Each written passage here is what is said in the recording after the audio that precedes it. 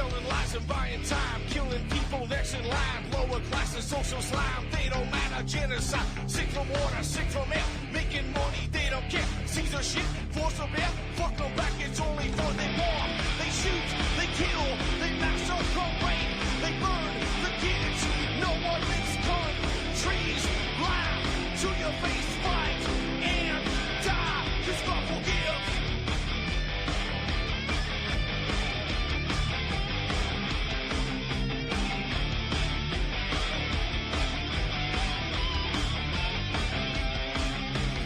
Selling lies and buying time, killing people next in line. Lower classes, social slide, they don't matter. Genocide, sick from water, sick from air. Making money, they don't care. See their shit, force a bear. Fuck them back, that's only fair. They bomb, they shoot, they kill, they massacre, rape. They burn the kids, no one makes countries. Lie to your face, fight and die, 'cause God forgives. Yeah. Coming back around again.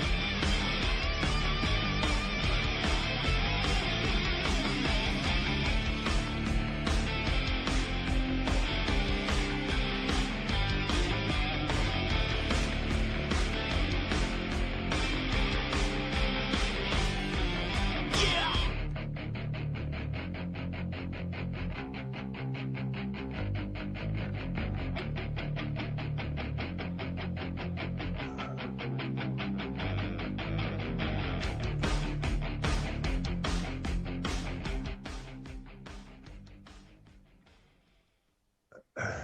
Welcome to the show. I'm your host, Ron Stevens. And this is Rock the Boat right here on UCY.TV. I'm your host for the next 2 hours. And I'm seeing some stuff here in the chat already. Snowing like a MOFO here. Somebody else says we're getting flooded. Yeah, most of our roads were closed last night here. And I think they're starting to open up again, but I'm having a snow shoveling party later this afternoon, so if nobody's doing nothing and you want to shovel some snow at minus 15, slide on over. We'll have some fun. But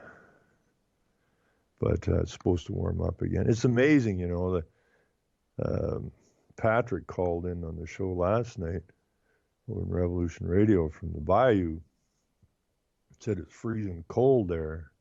Vancouver is in line to break 30-year cold snap. And you have to keep telling us that the overall trend is warming. And while Vancouver's in a deep freeze and the Bayou's freezing, and they keep telling us that the Arctic ice, or the global Arctic ice, is at its lowest level ever. Again, I hate scientists with a passion. Same as I hate the priests with a passion. But anyways, today, I think I'm going to go read a little bit from a piece that Henry Lamb did. Where did I get it? I didn't know what year this thing was written, but Kathy Hamilton, being the excellent researcher she is, sent me some stuff last night that looks like it was written in 97. And I never did get to interview Henry Lamb. I wanted to. And by the time I caught up with his group, I was informed that Henry was quite ill and died shortly thereafter. He would have been a guy I would have loved to talk to, because he kind of like George Hunt in a way. These guys were the early guys in.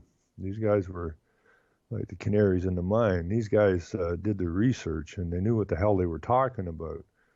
And they've been talking about it, well, till they died, both of them.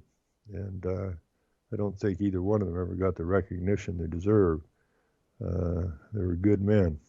And I encourage everyone to look into Henry Lamb's work and George Hunt's work. They helped me a lot, sorting through some of this stuff.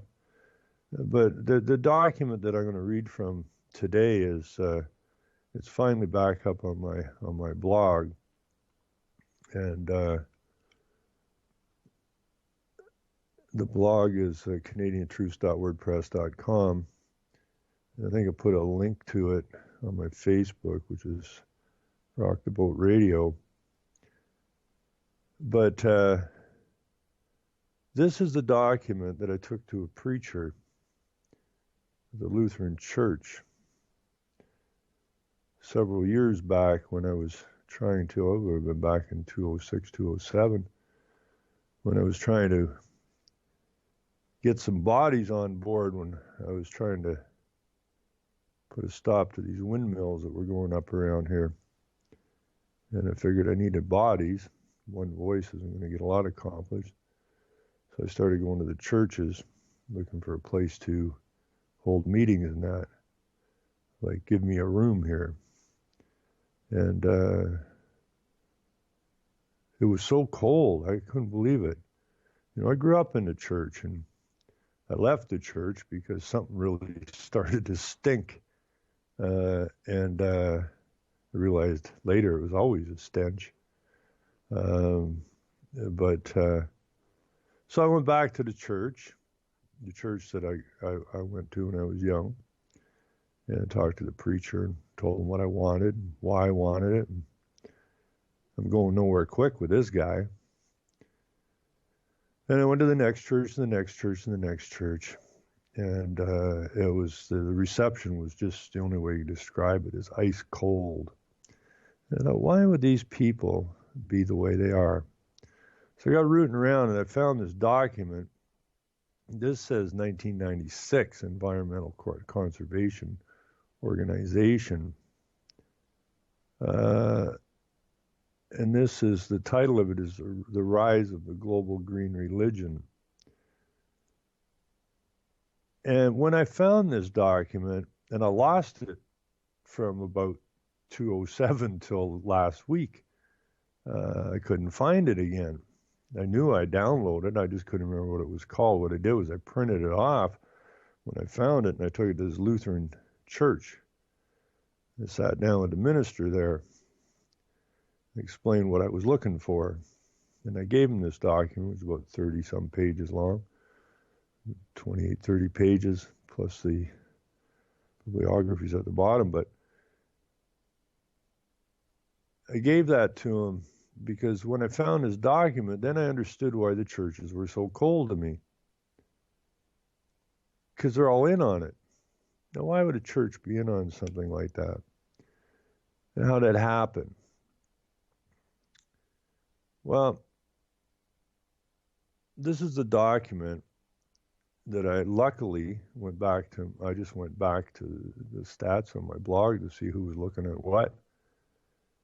And I seen somebody was looking at this rise of the global green religion. Well over 1,000 posts on my blog, so I'm thinking, what is that? So I clicked on it, and damn, if this isn't the document that I've been looking for so long. So I couldn't dig it out through the search engines anymore. And so I'm just going to go through some of this thing just so that people understand how crooked everything is. You know, if you go to church, you need to take this. You need to print this out. And again, you can find, if you go to my blog, I guess you can find it most anywhere now that I have the name of it again. But it's on my blog, The Rise of a Global Green Religion. Just put that in the search bar in the blog, canadiantruths.wordpress.com. And print this out. If you're a churchgoer, print this damn thing out and take it to your preacher and ask him or her to explain this to you. Ask them to explain why they're involved in this Marxist takedown of our nations. They're Jew Marxists. Same thing. Anyways, this is the National Religious Partnership for the Environment.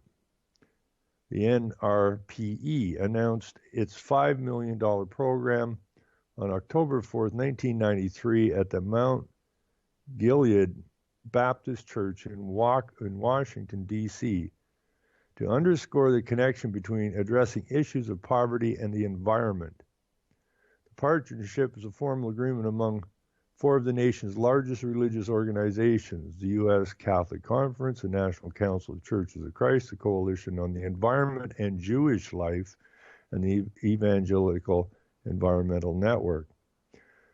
Although not a full partner, the Union of Concerned Scientists is identified in a special consultative relationship, and the NRPE has established an office in their headquarters. So now we have the churches in the headquarters of the Union of Concerned Scientists. And it just gets smellier as we go along. The NRPE is presently engaged in mailing education action kits to 67,300 religious congregations, which ultimately reaches 100 million churchgoers, Paul Gorman, executive director of the partnership, says. How people of faith engage the environmental crisis will have much to do with the future well-being of the planet and, in all likelihood, the future of religious life as well. Gorman's comment may prove to be the understatement of the century. The objectives of the NRPE are nothing less than the transformation of social order into a global society organized around the notion that the earth itself is a giver of life, and that all the world's religions are evolving into a state of enlightenment that recognizes Gaia as the true source of life and spirituality and is the only relevant object of worship. In order to fully appreciate the scope of the significance of the NRPE, it is necessary to examine its origin, trace its development, and explore the motivation and philosophy of the individuals who brought the idea to fruition. And that's what it is. I mean, the Rio conference in '92, the Earth Charter, are all about Earth worship. You worship the Earth, okay? Not the creator of the Earth, but the Earth. Now, you would wonder how any church would say, "Excuse me, what are you, stupid?" But they didn't. Now, like everything else, be it government or the churches or unions or anything else, they always put their players in place before they start making their moves, so that the congregation or the society of whatever don't know what their leaders are up to. You can look at the native groups, same thing. The native groups are being led so far astray by their so-called chiefs and leaders who are hooked up with the Jews and the UN. Luckily, people are starting to wake up to this nonsense. Anyways, this starts off in the beginning. The Temple of Understanding housed the Cathedral of St. John Divine, was founded in 1960 by Juliet Hollister and a prestigious group of foundation friends, which included I don't know who HH, I guess I don't know what, that must be titles. The 14th Dalai Lama, Jawaharlal Nehru, Pope John, Eleanor Roosevelt, Anwar Sadat, Dr. Albert Schweitzer, UN Secretary General U Thant, and others. The temple developed a series of spiritual summit conferences that met in Calcutta in '68, Geneva in 1970, Harvard and Princeton University in 1971, Cornell University in 1974, and the Cathedral of St. John Divine in New York City in 1984. The temple also convened a conference on Mount Sinai in October 1984 to thrash out an interreligious consensus for which Dr.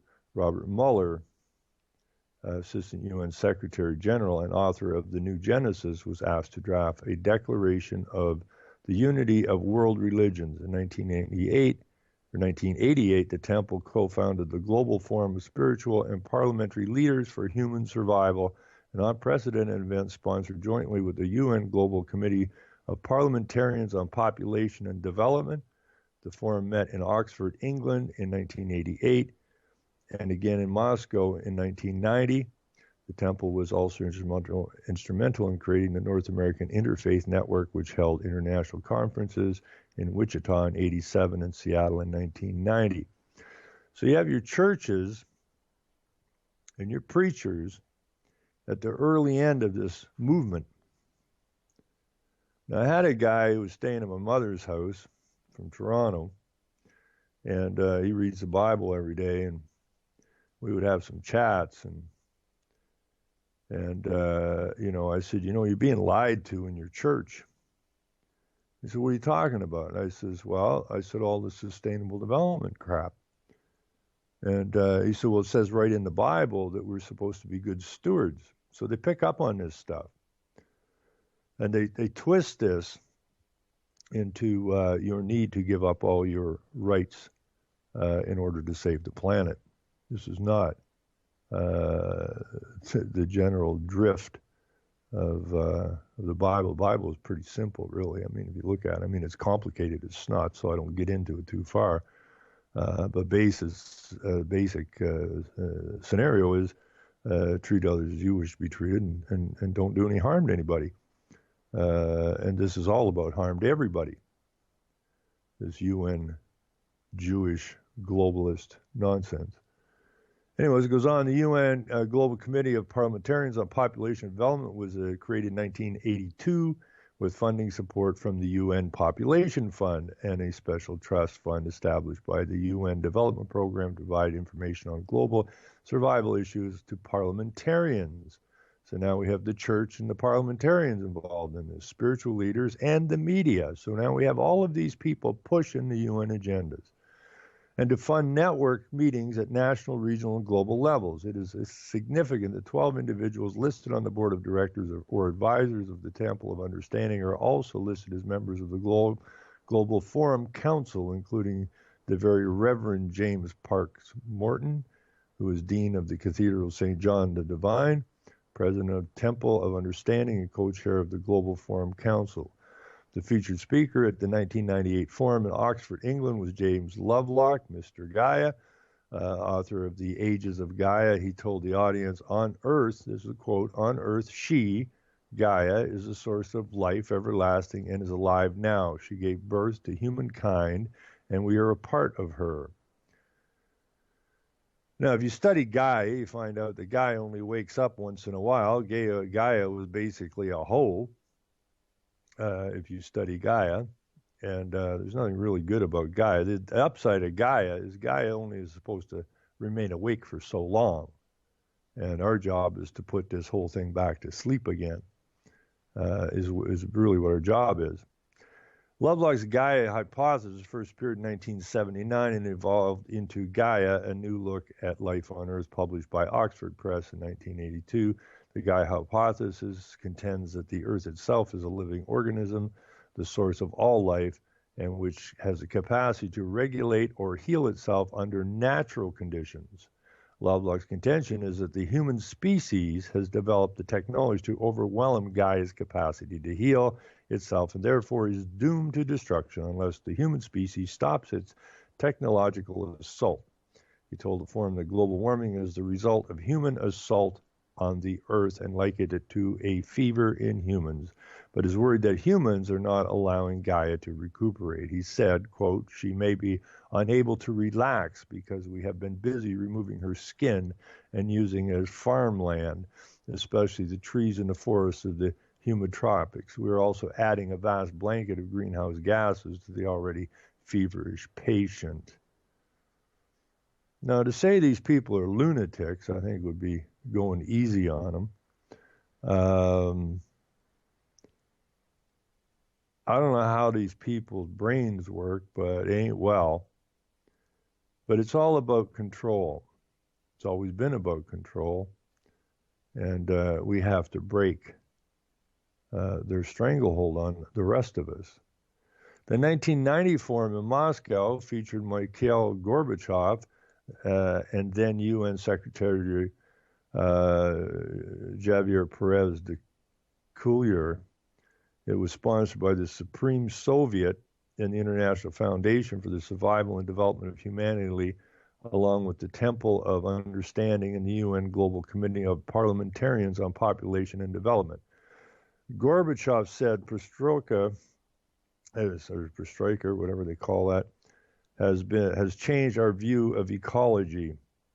Only through international efforts can we avert tragedy. He called for each nation to produce State of the Environment reports at the 1992 UN Conference on Environmental and Development in Rio de Janeiro. He reiterated an earlier call for UN Green Cross, of which he's in charge of, the Green Cross, an international emergency task force that could be rushed to the scene of an ecological disaster. Transportation was provided to invited participants free of charge by Aeroflot, and local expenses were paid by the host country. The primary thrust of the forum was to explore the role news media could play in promoting global survival and especially sustainable development. More than 50 international journalists, 20 international business leaders, scientists, including Carl Sagan, and selected leaders of the arts and cultural community were invited to join the 700 spiritual and parliamentary leaders. So now you see here, way back then, we were putting together this massive, massive propaganda campaign. Absolutely massive. I mean, it was Rockefeller himself said he wanted to thank the media for not saying anything for 4 years. Because had the media shone the light on what we're up to, we never got away with it.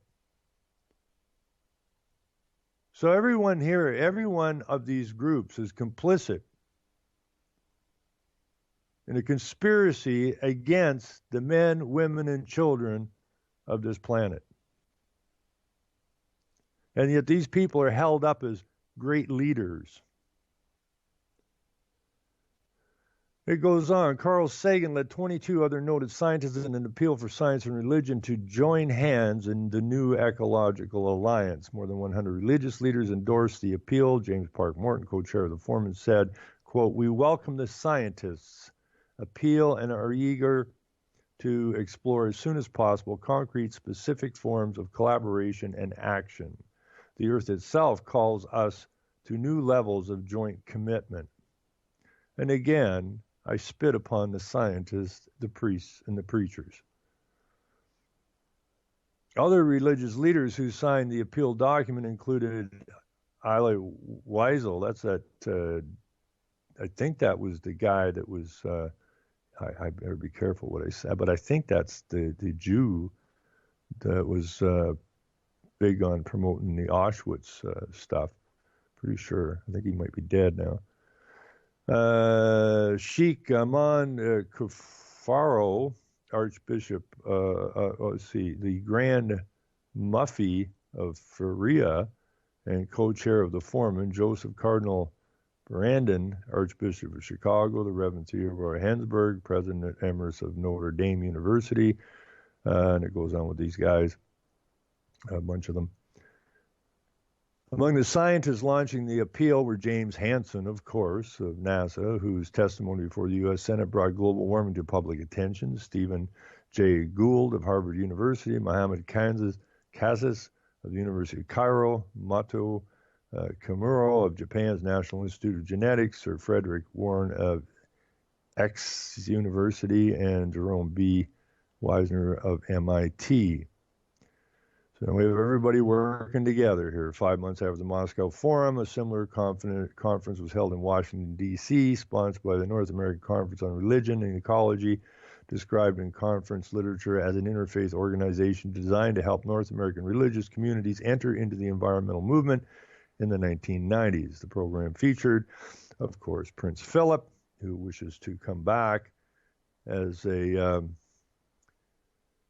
deadly virus to cull the so-called human population, which is the problem with the planet, and president of the Worldwide Fund for Nature, the WWF. Russell Train, chairman of the WWF US, Carl Sagan, Cornell University, Jessica Mathers, director of the Global Issues of National Security Council and editorial board member of the Washington Post, Lester Brown, president of the World Watch Institute, Brian Swimmy, co-author with Thomas Berry of The Universe Story. Now, the problem here is, as I'm going through this thing, I keep hearing people constantly bitching and complaining about our Prime Minister Trudeau and about Obama. A lot of people don't seem to like Trump. This is all noise. It's all this is noise. It's all noise, upfront noise. The real story has never been exposed to the average man or woman. They keep them in this state of jumping from one, tragedy or story or sports event or entertainment event or political event. Never, ever, ever getting anywhere close to the truth that's going on behind the scenes. So as far as I'm concerned, every media outlet that has been involved in pushing this agenda should be sued for conspiracy. The good men, women, they go out, they work hard, they put down their money for their cable vision, or they put down their money for their newspaper, and they purchase this stuff, and they're being lied to. Well, I guess the media could say, well, that's your option. You don't have to buy it. But people are given the idea, the news you can trust, and so on and so forth. And they read this stuff, and it gets in their head, and they believe it. Because everywhere they go, they're being pumped by the same propaganda. So they're overwhelmed by the propaganda, and even the most, I don't know what I'm going to say here. The most, most people just get suckered quick. Some people will take them longer to get suckered, but eventually, with this wall of propaganda coming at them, they finally give into it. Because they're overwhelmed. They may go to their friends and say, this is bull crap. And their friends might say, oh, you're one of those conspiracy theorists, or what are you talking about? Who are you, an expert? Now, look at all these experts. The Dalai Lama says this, and this guy says that, and that guy says this, and the presidents say that. Who are you to question what they're up to? The scientists say it. The preachers say it. And this is how we end up in the situation we find ourselves in. Paul Gorman, Vice President of Public Affairs for the Cathedral of St. John the Divine, and then Director of the Temple of the Understanding Joint Appeal, led a coalition of 200 local environmental organizations in 1990 to assist in the election of Mayor David Dinkins.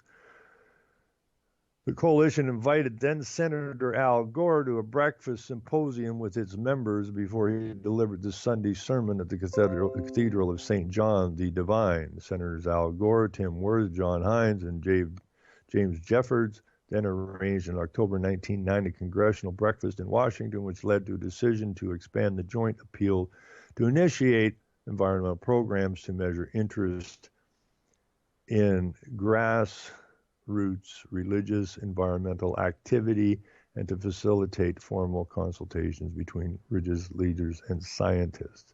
Now, I used to go to a lot of meetings. I used to go to a lot of open houses for wind farms. And I was at one particular one, and here we had, from the Pentecostal church, no less, these young people all dressed in these starched white shirts with Pentecostal church written on them as the front or the greeters coming into this particular meeting to push a wind farm. And, I was trying to talk to these kids, like you're being suckered here large. But everybody around here within a couple hundred miles of here pretty much knows who I am when I walk into one of these meetings. And they're always looking for me, and they don't want me talking.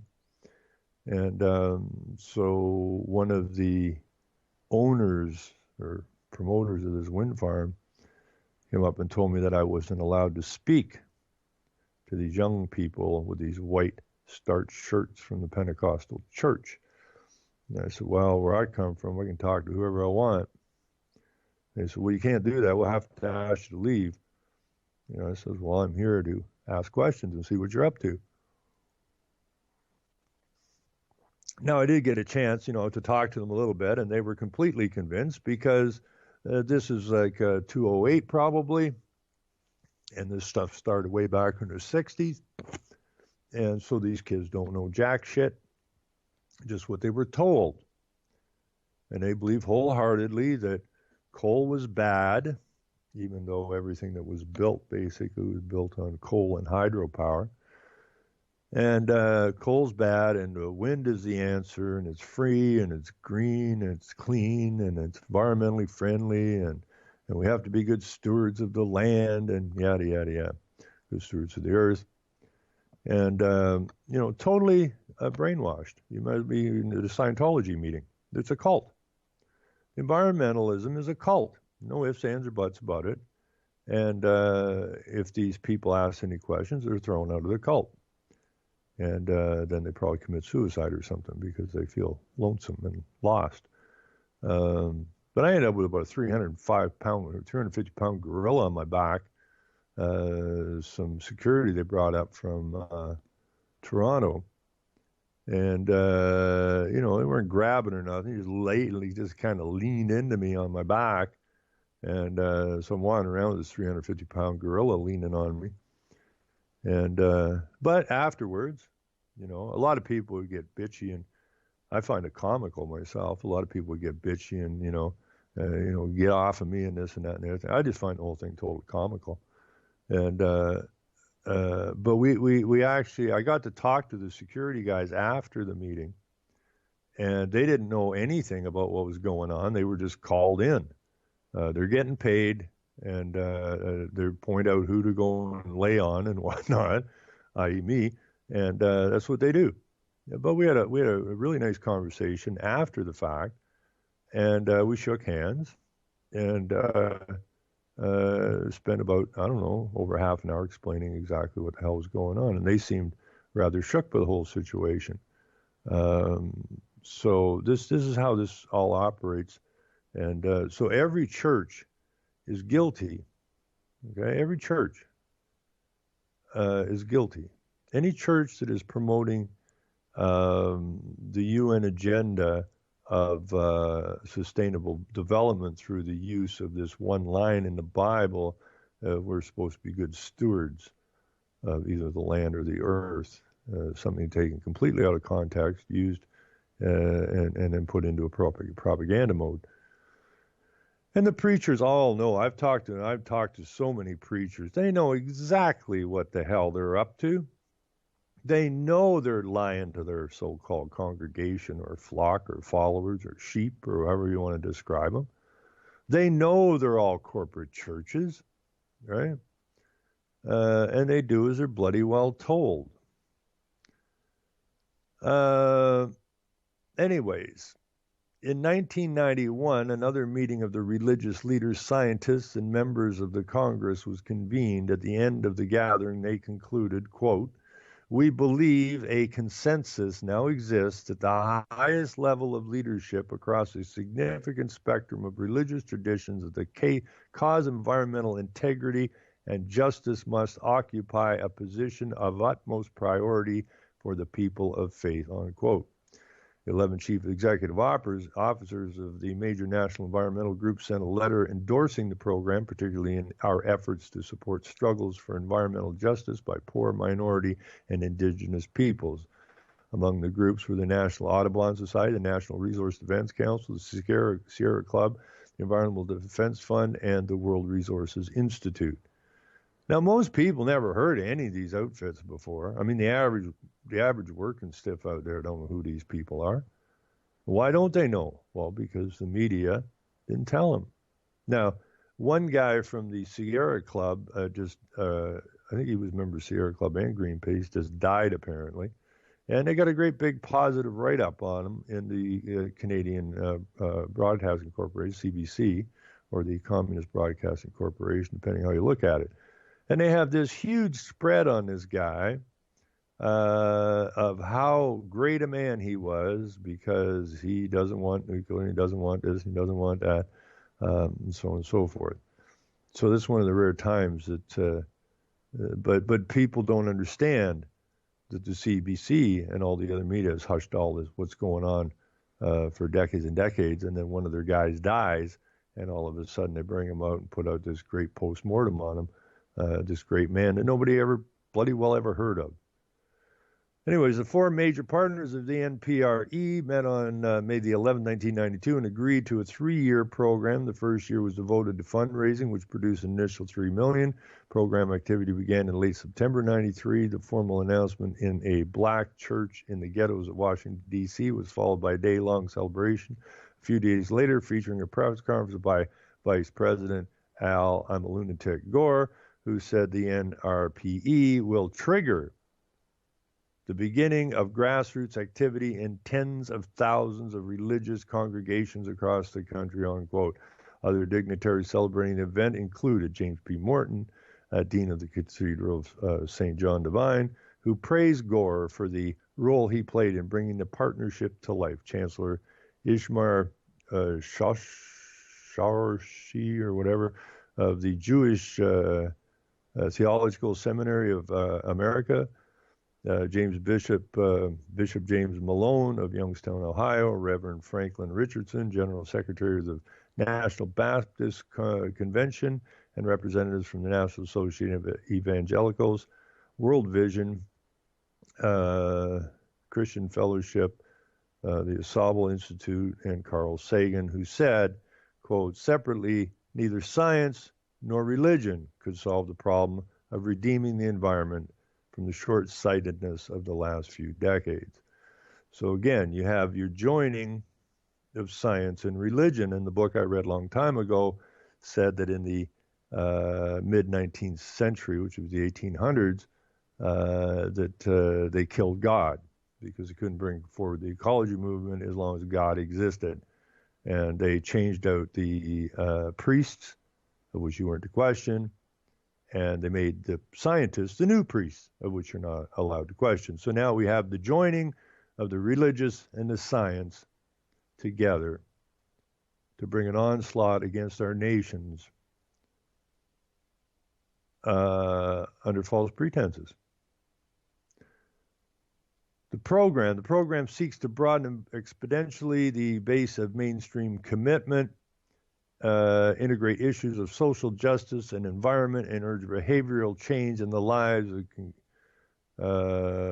the people. Specific goals include distribution of education action kits to 67,300 congregations, including every Catholic parish plus every Reform and Conservative synagogue in the nation for 3 successive years. Clergy and lay leadership training programs, legislative updates, testimony and action alerts, with highest priority given to issues of environmental justice.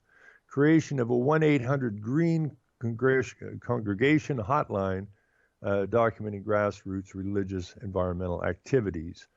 Joint educational initiatives with Nobel laureate and other eminent scientists and national scientific associations.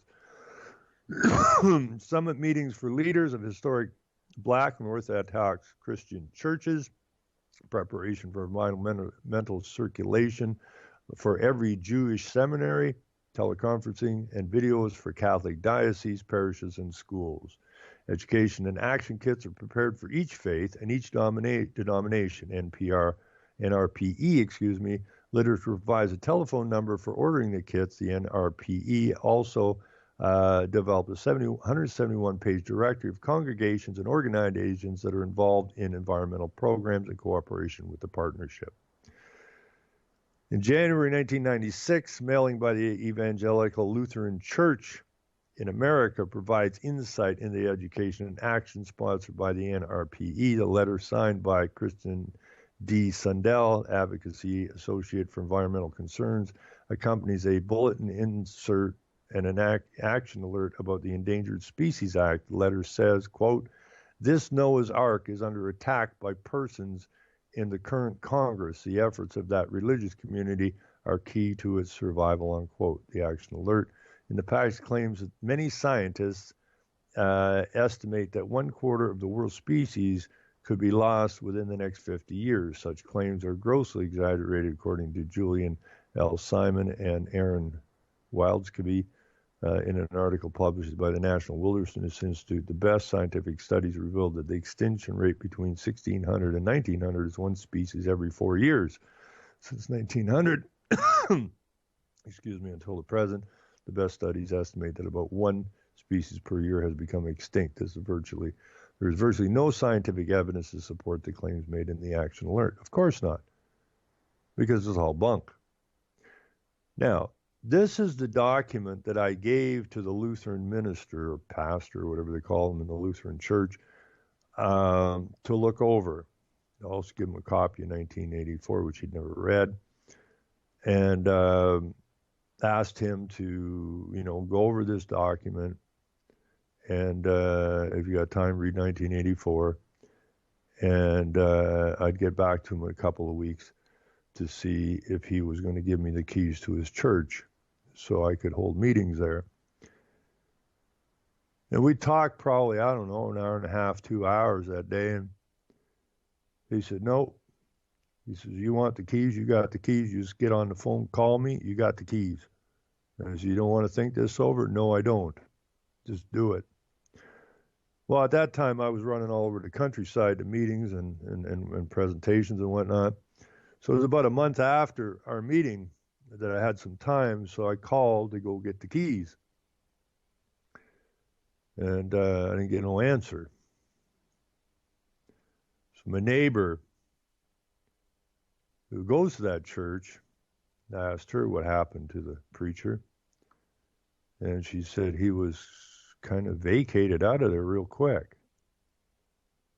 And I'm sure when he went through this document, his face fell off because he wouldn't have been aware of this. The January 23rd, 19 mailing by the Evangelical Lutheran Church in America provides insight into the education and action. Now, I'm sure when he got there and he's a Lutheran minister, he's going to read through this stuff. He's going, what the hell is going on? And he probably, I don't know if he called the 1-800-GREEN line back to Robert Mueller at the UN or not, but he probably had some questions for somebody higher up than he was in the church. And this is someone that is now not a member of the cult. And if nobody knows anything about a cult, that once you question the cult, you're ostracized from the cult. It's just that quick. So I don't know whatever happened to this preacher. Hope he didn't, have a brain hemorrhage or something. But when he could not have gone through this without going, holy crap. I'm in here pushing something that is completely wrong, a complete fraud upon the people, men, the women, children. I'm in the business of brainwashing little children, and probably just, I guess they pulled him because he disappeared pretty damn quick. The alert also claims that the Endangered Species Act has been successful in protecting or recovering many species. Again, the action alert is wrong. After 20 years, no species has been legitimately recovered and delisted primarily as a result of efforts taken pursuant to the Endangered Species Act. The alert said the bills before Congress should be opposed because they would, 1, overturn the Supreme Court decision, Babbitt versus Sweet Home, I don't know what that is. 2, require landowners to be paid for complying with the ESA. 3, allow the Secretary of the Interior to choose extinction. And 4, increase bureaucracy and delay. The analysis failed to explain that the Supreme Court decision substantially explained or expanded the definition of harm in the ESA to include not only the endangered species, but also to include the habitat that a species might use. Such judicial expansion beyond the intent of Congress gives the federal government the power to declare virtually any land to be potential habitat of an endangered or threatened species, subspecies, or population, therefore prohibit the landowner from using his own land, whether or not an endangered species, subspecies, or population has ever been seen on the property. Now, we know this is true because right here in my own locale, what we have is we have farmers who can't take their hay off their fields because there may or may not be a bird nesting in that field. No evidence the bird's there. We have other things with salamanders and toads and whatnot, and does not have to be any evidence that it's there or it's ever been there, but the possibility it could be there is reason not to let you use your land or not take your crop off at a given time, i.e., when your crop's supposed to come on. And this goes back to oh, help me out here, Kathy. The kicker, I can't remember what that is now. If you're listening, Kathy, kick in here on me, or I'll remember it later. The something principle. And anyways, the principle is the precautionary principle. That's it.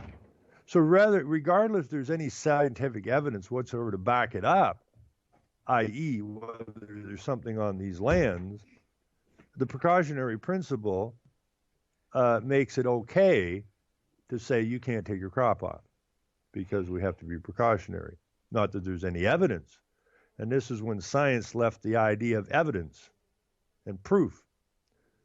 There's no proof that the world's going to warm up to 2 degrees, but precautionary principle states that, well, we can put in whatever law we want as long as we're going after the precautionary principle. It could happen. No evidence is going to happen, but it could happen. Not based on any evidence, but because we've decided that it could happen, now that we can put all these rules, regulations, and laws in to stymie your lives in order to participate in our fraud. And that's all it is, a big fraud. Always been a fraud, always will be a fraud. Anyways, the analysis failed to recognize the Fifth Amendment imperative that requires the government to pay just compensation for private property when taken from individuals and for public good. The analysis says instead the payment for regulatory takings ignores the responsibility of all landowners for the common good and creates a costly entitlement program. I don't think that I'm going to get through this. How deep's that snow out there? Not very, is it? 2 feet, foot and a half. Oh, it is like hell. In your driveway it is. Well, we'll trade the car and get a skidoo. There you go. All right. I guess there's a lot more snow out there than I thought. My friend Art, living in my other house, has been out there scraping away at the snow.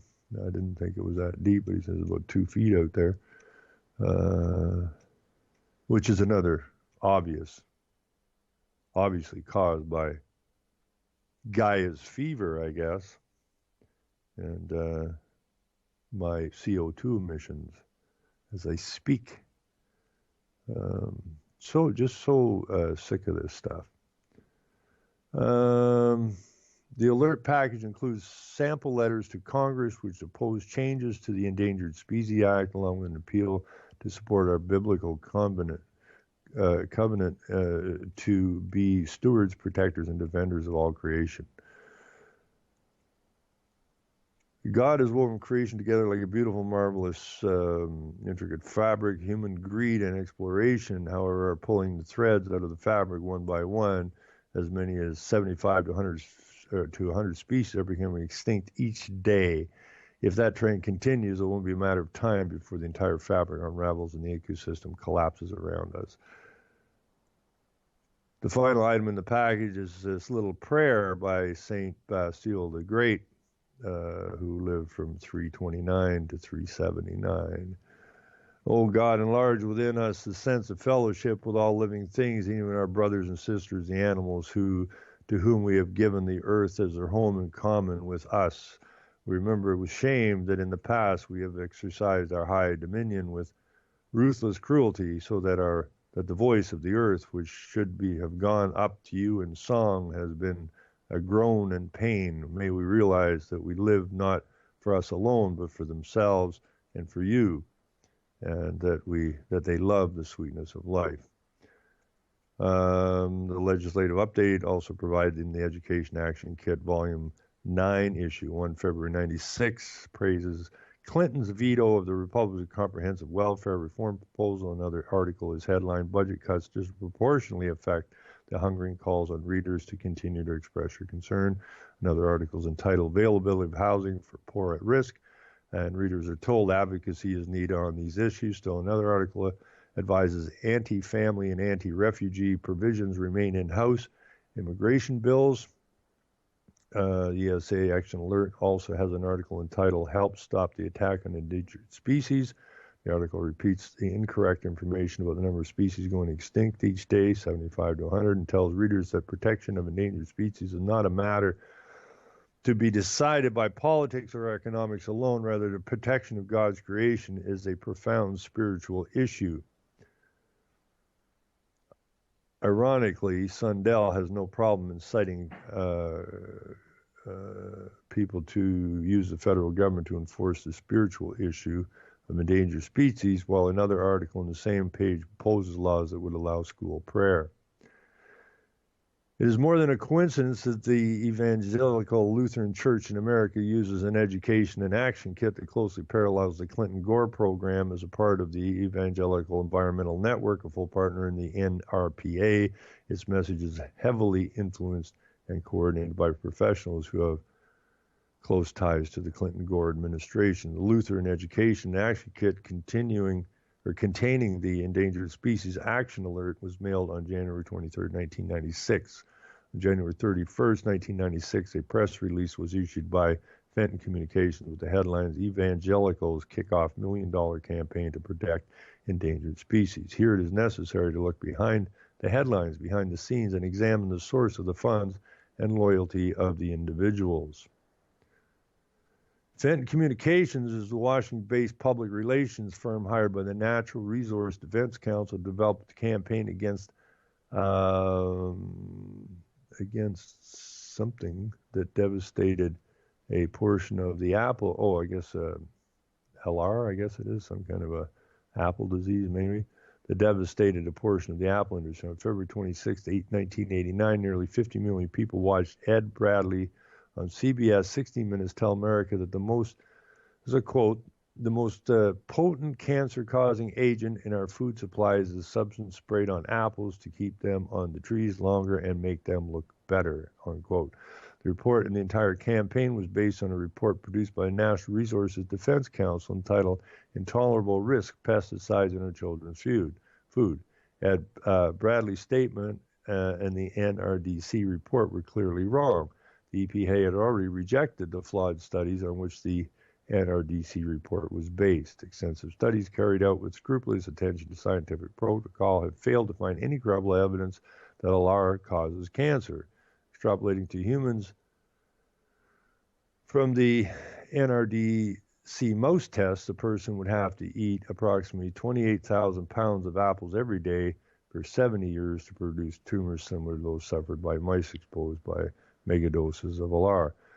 What the NRDC did not include in its well-publicized attack on alar was that the mice fed half the maximum amount, which would equal a man eating 14,000 pounds of apples a day for 70 years, produced no tumors at all.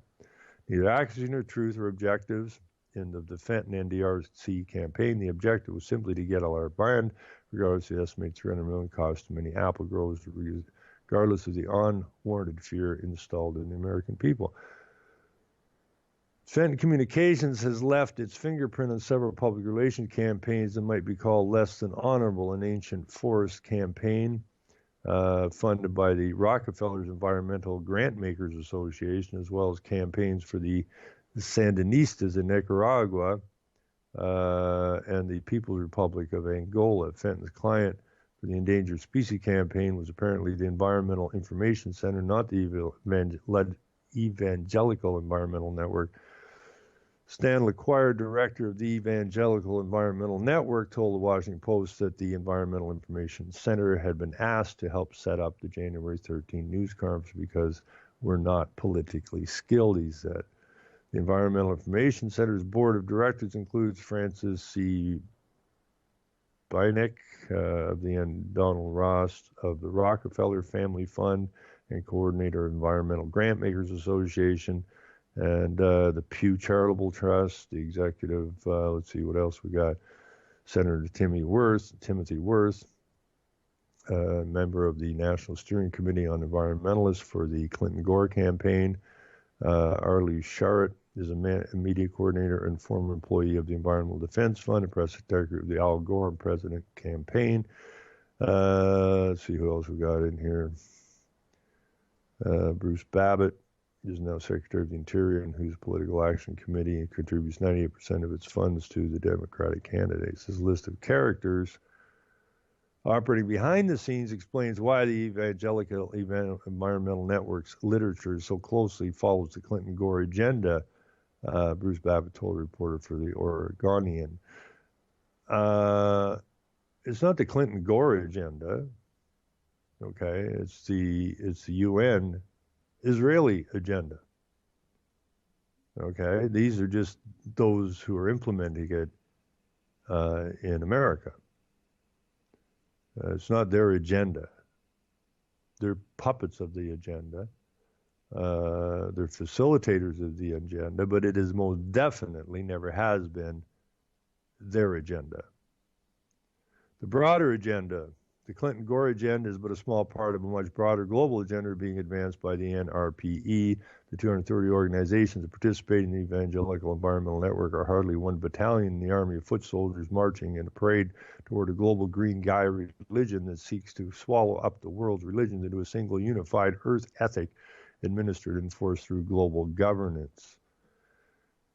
And it is an army, and they are foot soldiers, and we are at war, and it is a spiritual, psychological war. I hope people can finally get this through their heads. We are at war. The migrant, the influx of migrants, and in particular the Islamic migrants, are foot soldiers as well. And they're being shipped into our nations in order to destroy our nations. And the sick part of it is, who's involved in sponsoring these Islamic migrants into our nations? The same churches that are hooked up with the environmental movement. It's the churches and the governments who are bringing these migrants in. It is the government, the media, and the churches and the schools who propagandize the children, who are all guilty of conspiracy to commit genocide against those who are already here. The people got to rise up against this.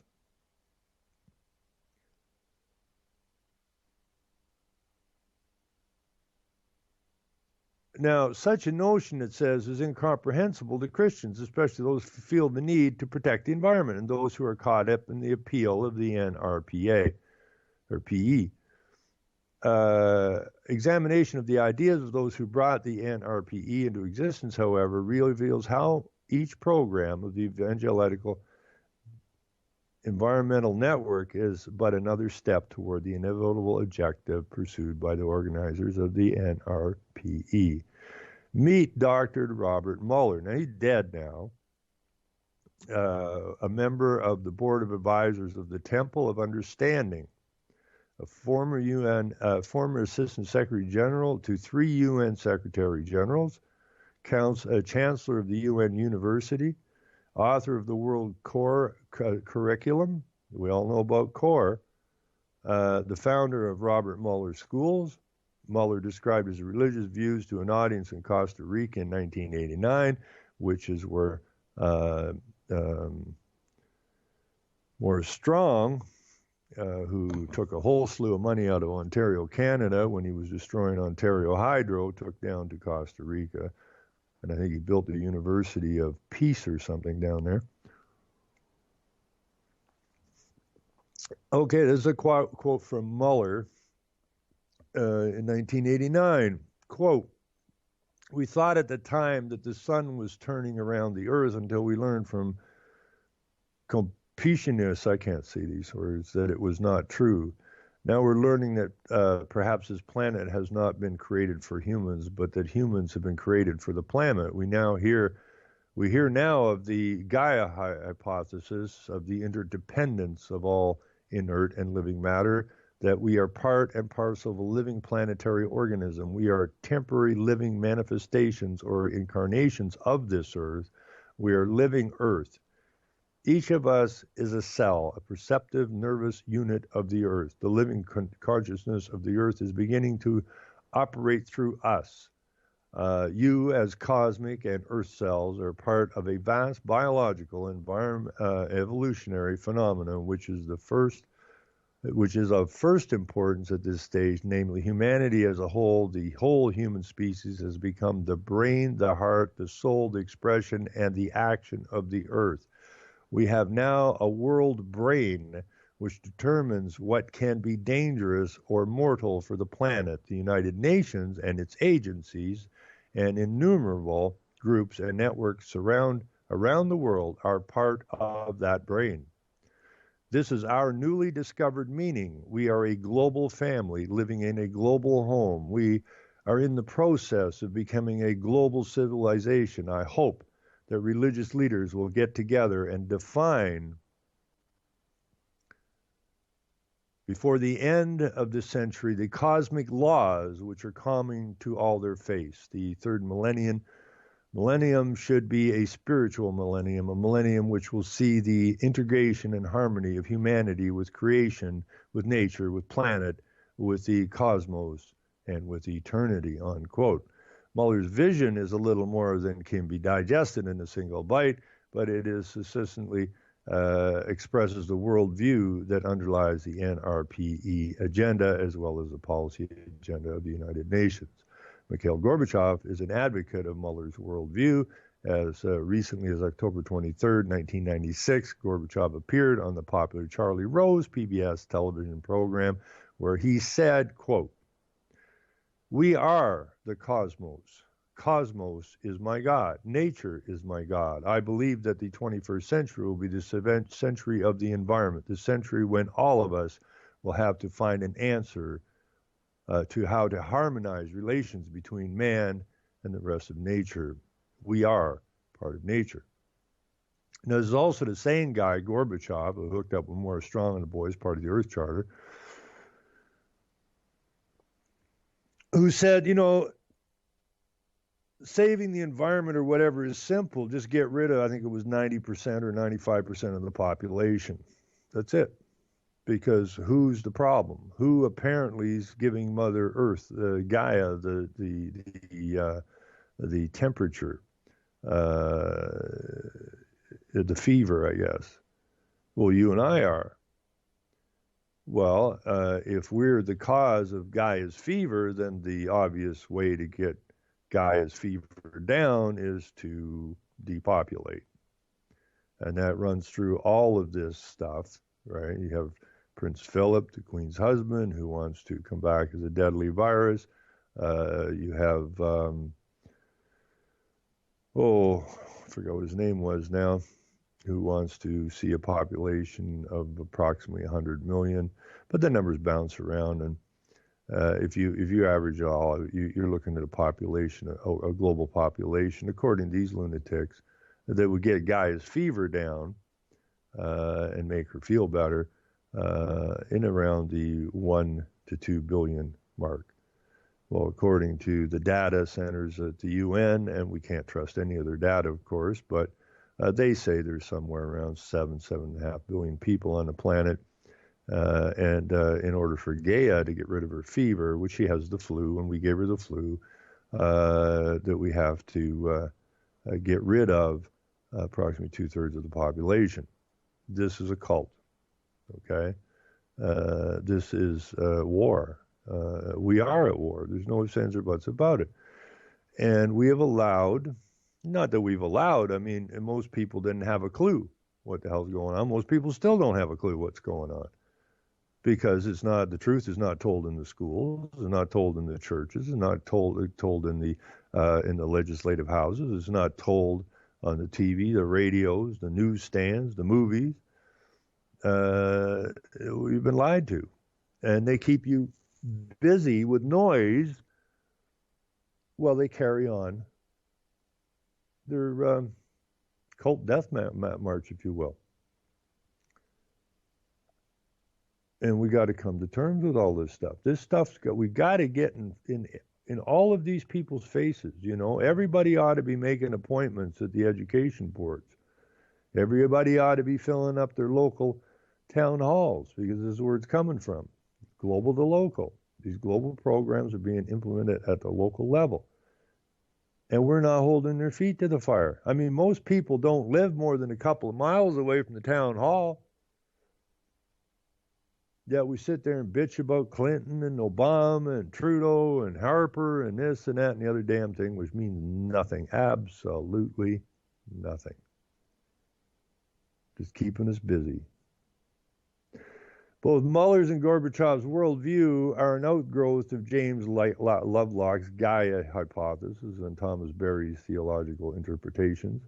Berry is also a member of the board of directors of the Temple of Understanding.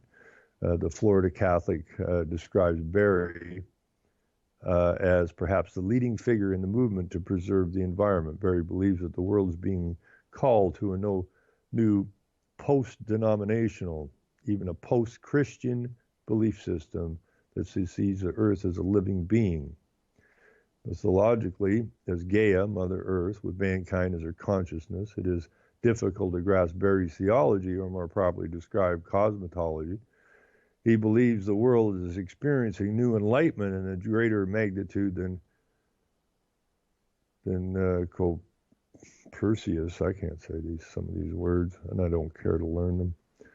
Discovery that the earth actually revolved around the sun. He believes that the traditional Christian view of an external God who created man is, in his image, is as wrong as the pre-Copernican view of the sun revolving around the earth. He is convinced that the earth itself is the life giver and that humans have no special place in the universal community of life, which is collectively the manifestation of the divine.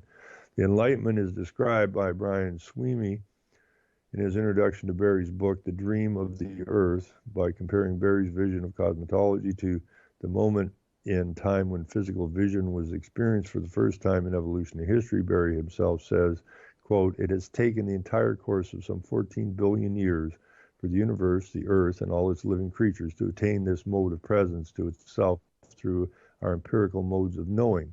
One of the finest moments in our new sensitivity to the natural world is our discovery of the earth as a living organism. Awareness of the entire planet as a single organic reality that needs to be addressed in its spirit and person qualities as well as its physical aspects." Berry is also convinced that this reenchantment with the earth as a living reality is a condition for our rescue of the earth from the impending destruction that we are imposing upon it. To carry this out effectively, we must now, in a sense, reinvent the human as a species within the community of life species. Our sense of reality and of value must consciously shift from an anthropocenic to a biocentric norm of reference. This conscious shift, worldview, is perhaps the most significant paradigm shift since monotheism overwhelmed pantheism 4,000 years ago, and the shift is well underway. Thomas Berry had a profound influence upon the very Reverend James Parks Morton, president of the Temple of Understanding, dean of the Cathedral of John the Divine, co-chair of the Global Forum of Spiritual and Parliamentary Leaders, and member of the board of directors of the NRPE. Morton shares Berry's belief that an ecological interpretation of the cosmos requires a corresponding reinterpretation of the story of creation. The new scientific evidence about the origins of life made me realize that we could no longer deal with the human story as something apart from the life story or the earth story or the universe story, says Morton. From his Cathedral of St. John the Divine at 1047 Amsterdam Avenue, New York City, the seat of a bishop in the Anglican Church, one of the largest religious denominations in the world, James Morton is translating Berry's cosmology into specific programs, rituals, and institutions. The NRPA is but one of them. The Cathedral of St. John the Divine is also home to the Gaia Institute, or the Gaia Institute, however you wish to pronounce it. Quote, whose mission is to explore the practical implication of James Lovelock's Gaia hypothesis, directed by Paul and Julie Mann-Equus. It is the home of the Lindsfarne Fellowship, a membership organization of influential world leaders who subscribe to Barry's cosmetology. Morris Strong is a member and a frequent speaker at the Cathedral. Strong was the Secretary General of both Earth Summit 1 and 2, and was first director of the United Nations Environmental Program, UNEP. Here in Ontario, Canada, our Lieutenant Governor, our newest Lieutenant Governor, Elizabeth Dowdeswell, came out of this camp and was, after Morris Strong, the director of the United Nations Environmental Program, known as UNEP, and is now sitting as a lieutenant governor in the province of Ontario. Not a good thing. The cathedral is also the home of the Feast of St. Francis. This is a special ritual in which, in this most unusual church, epitomizes the cosmolatry of Thomas Berry, in the words of William Bryant Logan, editor of Cathedral's newsletter. Quote, I saw children lying in the laps of large dogs and a boy bringing his stuffed animals to be blessed. I saw the not yet famous elephant and camel march up the aisle, a lawyer who scooped the poop and enjoys being clowned for a day, a priest who finds himself covered with wiggling ferrets, man and woman who meet with their leashes become enmeshed, a volunteer gardener marching to the altar with a bowl full of compost and worms, a sermon by Al Gore in which he called all the congregants to recognize that God is not separate from the earth. Now, this is interesting when I read this because, we have here in our little town now, the priests and the pastors and the ministers are blessing the animals now, which just goes back to this nonsense, right? So this is throughout our society now. The ritual is not limited to New York Cathedral. The Diocese of Kansas and the Stewardship Office church-sponsored celebration of Earth Day 1995 that featured, among others, James Parks Morton, Thomas Berry, Paul Winter, official musician of the Cathedral of St. John the Divine, Samantha Smith, author of Trojan Horse and the Goddess Earth, attended the affair and offered the following report. Quote, the gathering held at the West Inn Crown Center Hotel included North American Native Indian praying to God, then praying to the Grandfather Spirit and the spirits of the four directions to bless the earth and oversee the conference. California Senator Tom Hayden. Now, it wasn't Tom Hayden, wasn't that what's her name's husband? God, I'm bad for names today. The actress. What? Barbarella. What the hell was her name? Fonda. Yeah, what was her first name? Jane Fonda. Yeah, I'm sure Jane Fonda was married to Tom Hayden. So anyways, California Senator Tom Hayden offered an Earth Day prayer, claiming the earth was speaking through him on this Earth Day. Let us say an earth prayer and make an earth pledge.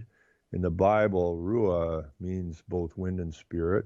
So let us take time to breathe with the universe, connect with the earth, and remember what we need to know and do. Celebrate that ancient spirits are born again in us, spirits of eagle vision, coyote craft, and bear stewardship, of buffalo wisdom, of ancient goddesses and druids, of native people, of Sitting Bull, born again and over again, and John Muir and Rachel Carson. Oh, sweet jumping Jehoshaphat. And David Bauer and Alice Walker. He then asked us to commit ourselves to carry the written word of Al Gore, not the written word of God, but the written word of Al Gore into our official deeds. Thomas Berry offered a prayer for the healing of the earth. Paul Winter then entertained with his saxophone. He explained that he had gone into the superior forest and taped exchanges of howls between his saxophone and a wolf with his sax. He demonstrated the sound. He then asked the audience to join him in a howlelujah chorus. He made a wolf sound, and nearly 200 people howled back, expressing their oneness with the wolf. This is a theology or cosmology which underlies the NRPE. These are the people who conceived the NRPE. These are the people who are creating the material that is being delivered to 67,300 churches in America. And this is really sad, because this is what's being taught to the children. This is what's being reported. It's not being reported. I mean, you think that Al Gore, not Al Gore, but that Morris Strong has been involved in this forever. You would think that when Morris Strong died, that it would have been plastered all over the news. This great man's efforts. There was nary a peep. And I think the reason it was kept so quiet, I mean, nobody offered condolences. I mean, if you go to where the guy supposedly died and the funeral home he was supposedly in, it's like this guy had less friends than a rubby living under a bridge.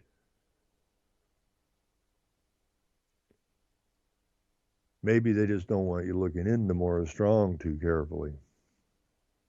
I would think that's the deal, and nobody wants to get connected to Morris Strong. They want to keep their cult in behind where you can't see it. The Gaia hypothesis, introduced by Lovelock and Lynn Margulis, formerly wife of Carl Sagan, is an ancient idea presented in scientific sounding language that makes it politically correct for the New Age. The idea itself predates the Christian era and even Greek mythology, from which the name Gaia was taken. The idea is rooted in ancient cultures, and until Lovelock was generally known as paganism. There are three principles of paganism. Animism, the belief that everything is imbued with a soul. Polytheism, the belief that many gods exist and each one has a function to preside over various aspects of nature and life. And pantheism, the belief that all things animate and inanimate, including earth and humans, are manifestations of God, and God is all, the universe is totally God. Some form of paganism was practiced by almost every known culture before the emergence of Hebrew, circa 2000 BC. Hebrew tradition rejected many gods in favor of the concept of one God, Yahweh, and out of this monotheism tradition, Christianity was born in the 3rd century. Constantine declared Christianity to be the official state religion of the Roman Empire. Paganism faded, but did not die. In the jungles of Africa and the Americas, it continued untarnished by European influence. In Europe, paganism went underground, emerging periodically in the form of secret societies and eclectic writings. Despite persecution by the established church and proper society, secret pagan societies have emerged into the 20th centuries. Now we get into Blavatsky, and all this kind of stuff.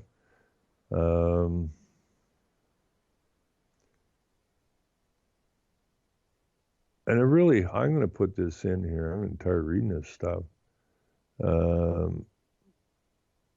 And I'm reading I'm not even halfway through this thing yet.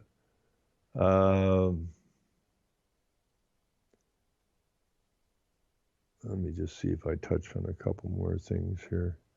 This is well worth the read. I mean, this pretty well nails it down. Of what we're dealing with and what we've been dealing with. And I think it's a good primer for people that haven't delve in too deep with this stuff, and it's a hell of a refresher for people who have and basically moved on and forgotten a lot of this stuff. It just lays it out. And these are the people who are causing us a lot of angst. These are the people that want you gone.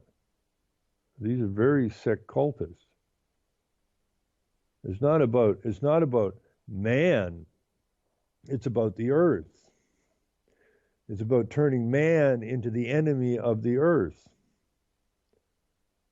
And these people are here to protect the earth, and the enemy is then who? You. You become the enemy of these people, these cultists.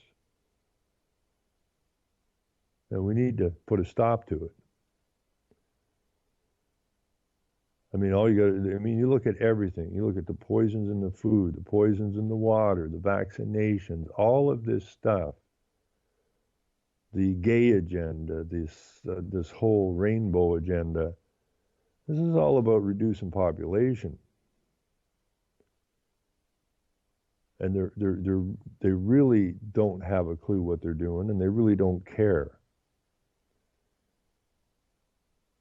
They just want you gone, so they can pray to the earth.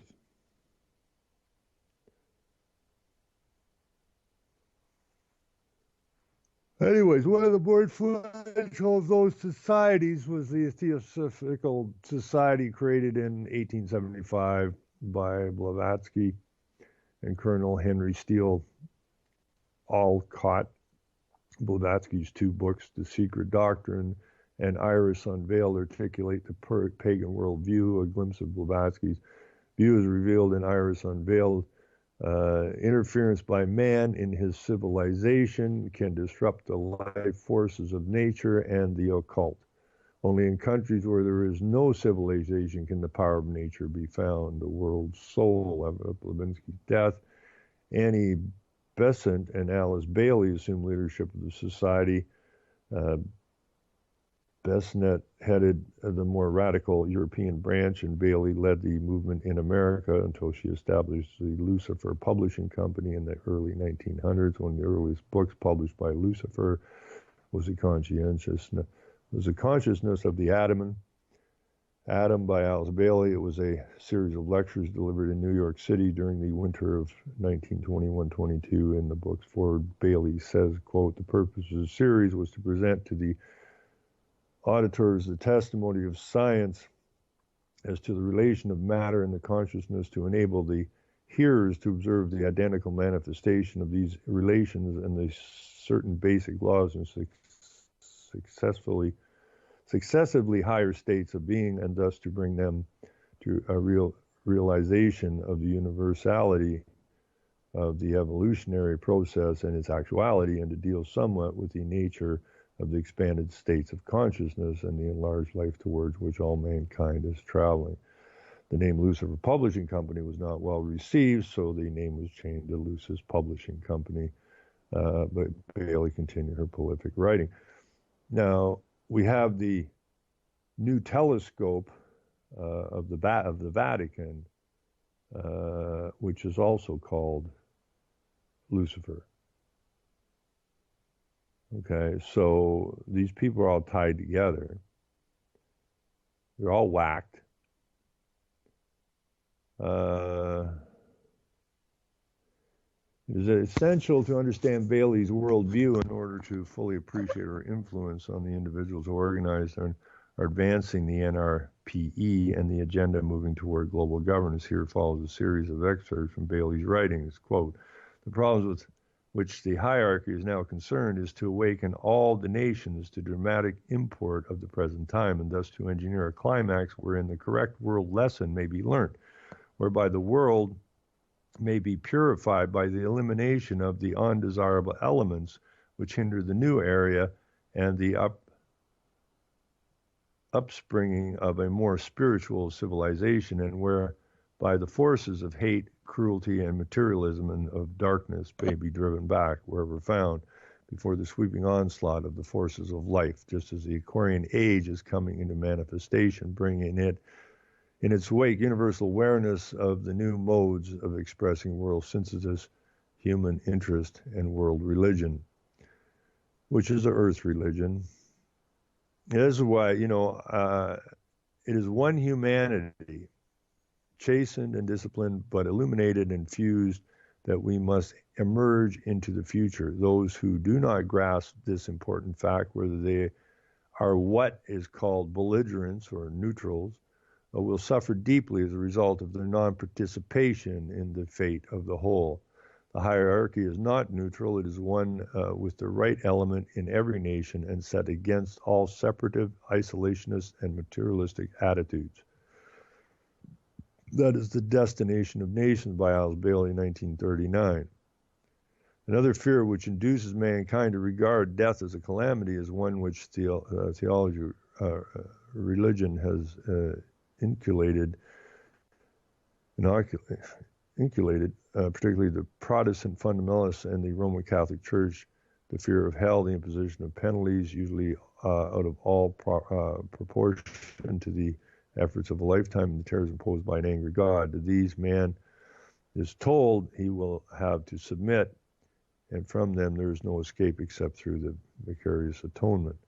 There is, as you well know, no angry God, no hell, no atonement. The only hell is the earth itself, where we learn to work out our own salvation. This teaching about hell is a reminder of the sadistic turn which was given to thinking of Christian church in the Middle Ages, and its erroneous teachings to be found in the Old Testament about Jehovah, the tribal God of the Jews. Jehovah is not God, as an erroneous idea to die out. The concept of hell will fade from man's recollection. Its place will be taken by an understanding of the law, which makes each man work out his own salvation, which leads him to right the wrongs which he may have perpetrated in the lives on earth, and which enables him to eventually clean his own slate. Robert Muller is a devotee of Alice Bailey. The preface of the Robert Muller School World Course Curriculum Manual of 1986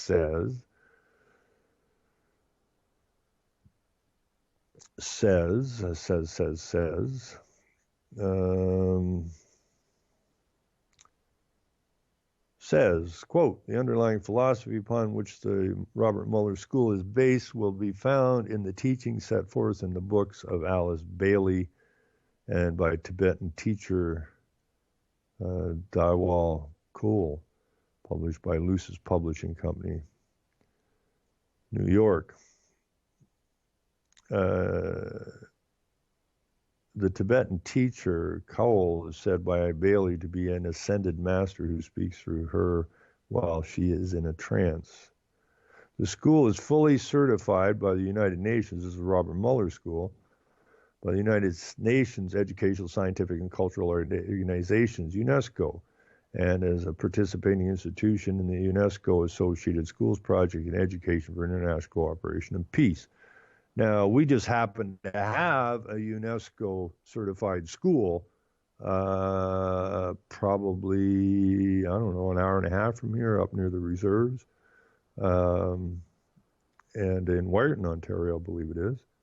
And this is what's taking place right here out in rural Ontario. The influence of the United Nations, UNESCO, Robert Muller, Alice Bailey, and Al Gore and Morris Strong and all the rest of these clowns. Muller's words take on a new relevance in light of his devotion to Bailey. Muller spoke at the University of Denver on March 30th, 1995. He told his audience in Denver, quote, now we have a spiritual dimension entering the United Nations. I have seen how spirituality can help the poor. We are becoming a new species on this planet. The United Nations is the biological metroorganism of the human species. We have now the birth of a global nervous system. We're beginning to have a global heart, be it only our love for nature to preserve this earth, this planet of ours. And we will also see the birth of a global soul, Whoever will understand that we are part of the universe and of evolution, that we are cells of a total humanity, we should replace the word politics and planetics. Now, Denver, Colorado is where the Morris Strong's ranch was. Colorado is where George Hunt, bless his past soul, ran into Rockefeller and Morris Strong and Rothschild at a Wilderness Congress meeting.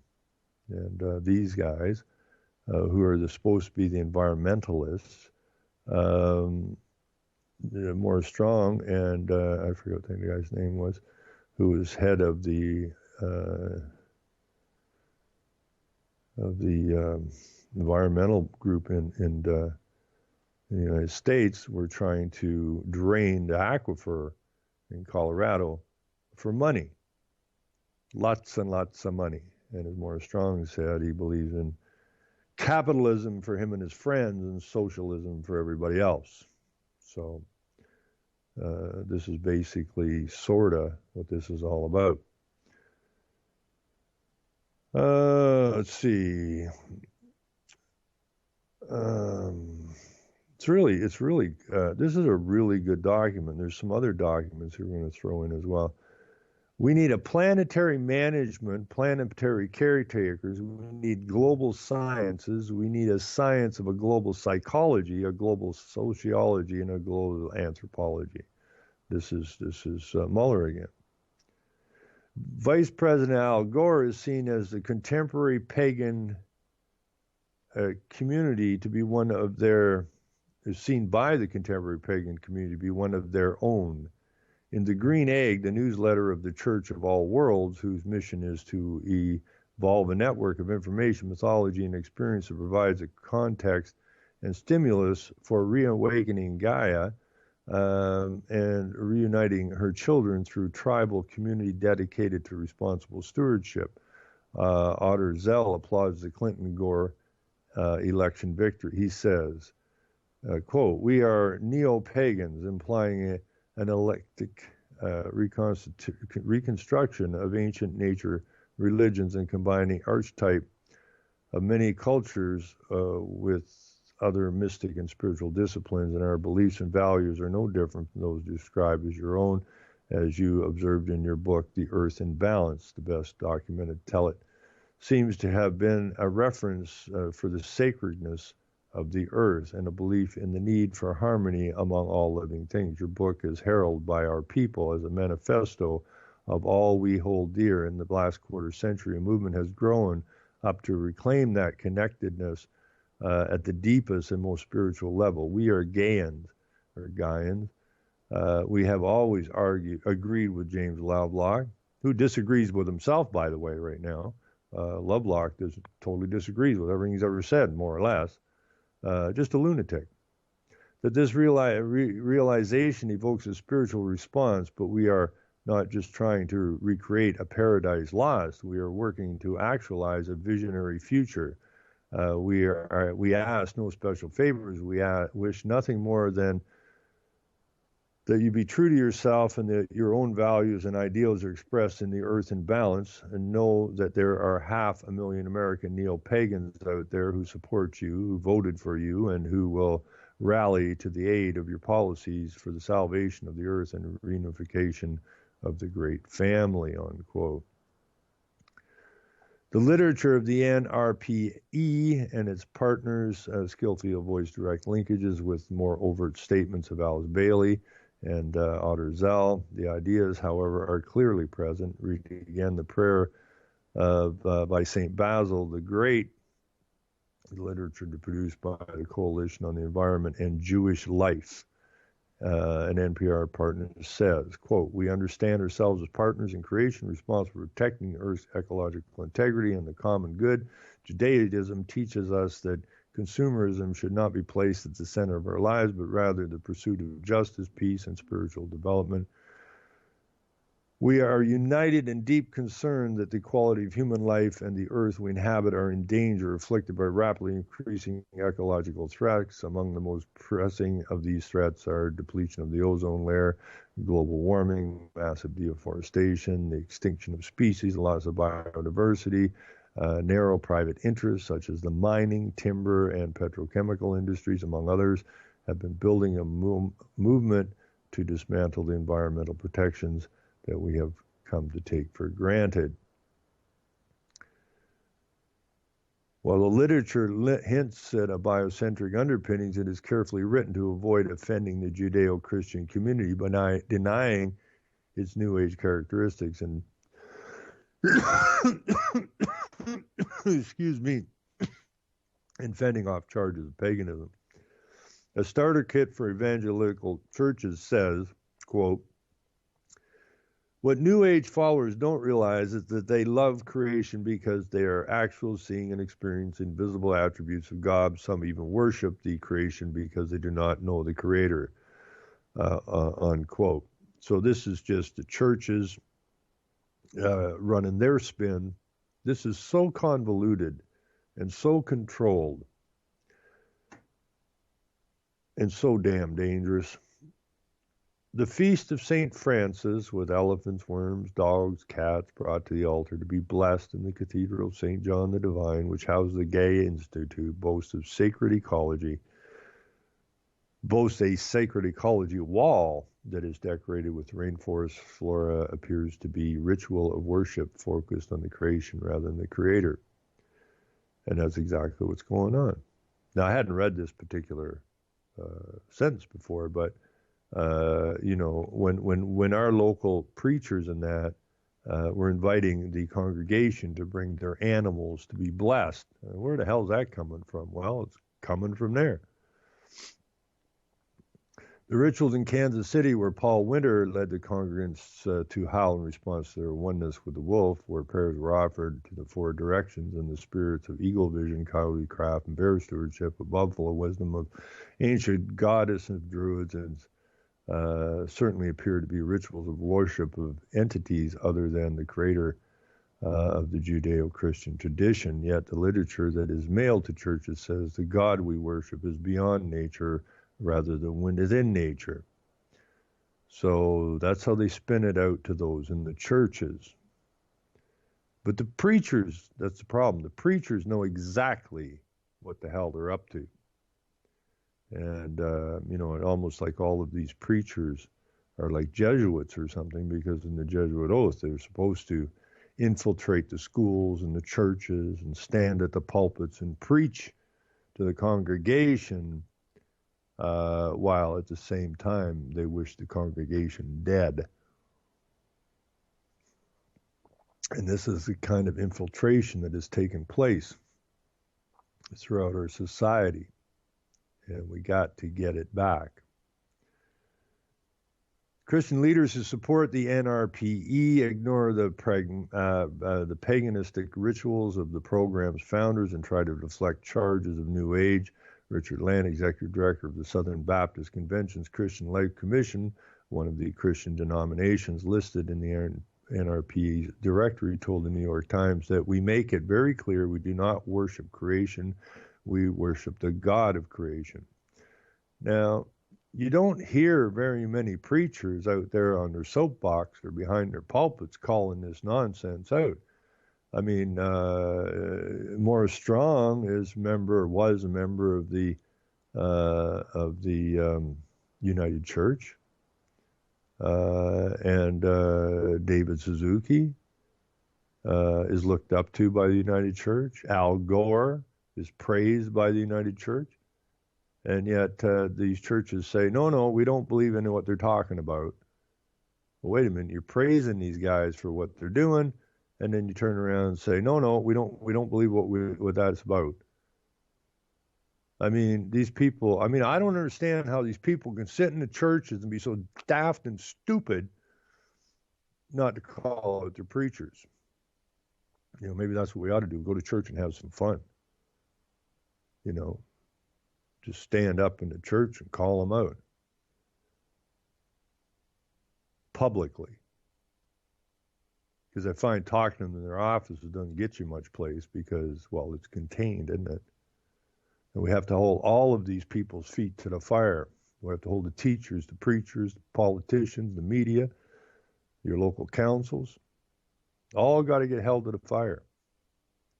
Because if we fail to do so, what's been going on in the background for so very long is going to manifest itself. It is manifesting itself out into the open now. They are coming out into the open now. And we have to push them back. It says here the organizers of the NRPE have no problem with its members denying paganism and insisting that they worship God of the Bible rather than Gaia. To them, it makes no difference what name is implied to the object of worship, so long as the individual behavior is modified to support the laws and regulations and enforce behavior modification of the masses to conform with the tenets of the biocentric paganism. In the final analysis, the religious context for the political activity is designed to draw a cloak of ethics and morality around the unethical, immoral distortion of scientific evidence, which, when revealed, will crumble the foundations of the entire appeal. Amy Elizabeth Fox, former coordinator of the Joint Appeal of Initial Associate Director of the NRPA, said that, quote, "We began by thinking in terms of the four sacred elements, earth, wind, fire, and water." She continued, "We require by our religious principles to look for the links between equity and ecology in the materials that the partnership has sent out to more than 67,300 congregations. The fundamental emphasis on the issues of environmental justice, including air pollution, global warming, water, food, agriculture, population, consumption, hunger, trade, industrial policy, community economic development, toxic pollution, hazardous waste, and corporate responsibility." Now you see all of these things in be it your local community sustainability vision statement, or it be the statement, the vision statement, or the sustainability statement of the biggest corporation. It's all the same. It's all based on all of these things. The biocentric philosophy, the Gaia hypothesis, which underlies the NRPE, is being translated into public policy, now assisted by more than 100 million congregants under the influence of the NRPE. The paradigm shift from the Anthropocene, I can't say that, to the biocentrism is increasingly evident in public policy, and the documents emanate from the United Nations and from the federal government. Public policies are being formulated in response to biocentric enlightenment rather than in response to scientific evidence. The picture of an imperiled planet, as described in the literature of the Coalition of the Environment and Jewish Life, rests upon three mythological expressions of biocentric enlightenment. 1, global warming; 2, biological impoverishment; and 3, excessive population. None of the three is supported by convincing scientific evidence. Of course it's not, because the scientists have been made the new priests. The idea of global warming, I may get through this before the end of the show. I think this is pretty good. The idea of global warming entered the world in 1896 when Svante Arrhenius, a Swedish scientist, postulated that the elevation of carbon dioxide in the atmosphere would eventually result in global warming. The scientific community paid little attention. In the 1970s, Dr. Stephen Schneider and others postulated that elevated carbon dioxide in the atmosphere was causing global cooling, and articles appeared that warned of a coming ice age. In 1971, Paul Ehrlich published, and Paul Ehrlich has been at this since the get-go. Paul Ehrlich actually was the guy that wrote the prelogue to the book, or the foreword in the book, Leave Room, I think it's called, which turned into the movie Soylent Green. Paul Ehrlich is a very sick individual. His scientific postulations have always been wrong. He continues to this day. He's one of the group from way back. He was at the 1972 environmental conference in Stockholm with Morris Strong and all these guys. And these guys have been working ever since to destroy your country, your society, your life. Anyways, in 1971, Ehrlich published, excuse me, a quote here: the continued rapid cooling of the Earth since World War I is also an accord with the increased global air pollution associated with industrialization, mechanization, urbanization, and exploding population, added to a renewal of volcanic activity. So even Ehrlich back in 71 was concerned about global cooling because of pollution. But you see, the Earth runs on cycles. So they change from global cooling to global warming simply because the cycle changed. And that was proven again by, I think it was Swedes and that, who were trying to figure out where the ice went and where the fish went. Back, I think it was the 1800s into the early 1900s, somewhere in that area. And what they discovered was a very large water flow. The ocean currents had warmed up and therefore melted the ice. The ice wasn't being melted from on top, it was melting from underneath.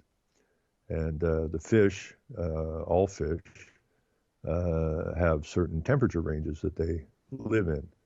And when that temperature disappears, so do the fish. And they proved without a doubt that these things are cyclical. So we had a new cycle came in. They jumped on it, called it global warming, knowing full well that it's going to cool down again, and we're already back into the cooling cycle. And that's why you have people like Rockefeller said our window of opportunity will only remain open for a short period of time. When they started pushing this global warming thing, they got to get it in quick, within a couple of decades, because then we're going to turn back to a cooling cycle, which we've already entered into. So anyways, Paul Ehrlich is talking about global cooling in the 71. But he was wrong. He's always been wrong. The continued rapid, Science Magazine, March 1, 1975, said, according to the National Academy of Sciences report on climate, we may be approaching the end of a major interglacial cycle with the approach of a full-blown 10,000-year ice age, a real possibility, with ice packs building up relatively quickly from local snowfall that ceases to melt from winter to winter. That was in 1975. Now I remember in the early 70s up to about 75, I mean, the winters were absolutely freaking vicious. And, but that's part of the cycle. And then it goes on to say in the 1980s, global warming again became the rage. The United Nations Environmental Program, UNEP, held a conference in Toronto and then created the Intergovernmental